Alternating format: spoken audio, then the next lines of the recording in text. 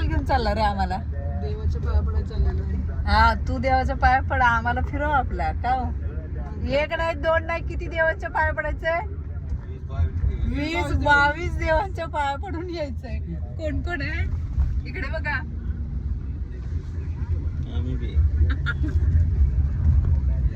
आता वाजलेत किती? जवळजवळ 12 वाजत आलेले आहेत आता, आणि यायला परत रिटर्न साधारण 2:30-3 होणार आहेत आम्हाला. आमच्यात घाण्याच्या दिवशी ज्याचं लग्न आहे त्याला घेऊन सगळ्या गावातल्या देवांना पाया पडायला जायचं असतं. त्या देवांना पाया पडायला जाताना लग्नाची पत्रिका, बाशिंग, अक्षता, गोड नैवेद्य असं घेऊन सगळ्या गावात जेवढे देव आहेत तेवढ्या सगळ्या देवांना लग्नाचं आमंत्रण द्यायचं असतं.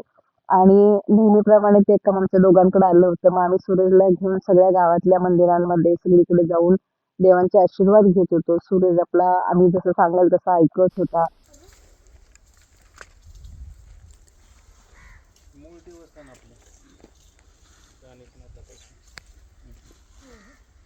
असं आपण म्हणजे हिंदू संस्कृतीमध्ये आपल्या बाळ जन्मल्यानंतर त्याची 5वी पुजतात, त्याची 12वी पुजतात, आणि असं म्हणतात की 5वी का पुजायची तर सटवाई लिहिते आपलं सगळं आयुष्यात जे काही चांगल्या वाईट घडामोडी आहेत त्या सगळ्या सटवाई लिहिते.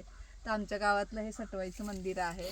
म्हणजे इथं सगळेजण श्रद्धेनं सटवाईचं मंदिर म्हणून सगळेजण येतात इथं पाया पडायला.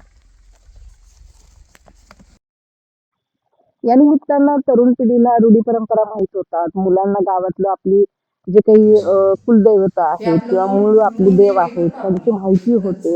आणि अशा परंपरा सगळ्यांनी पाळल्या पाहिजेत. कारण शेवटी परमेश्वराच्या पुढे काहीच नसतं हे मान्य करावंच लागतं.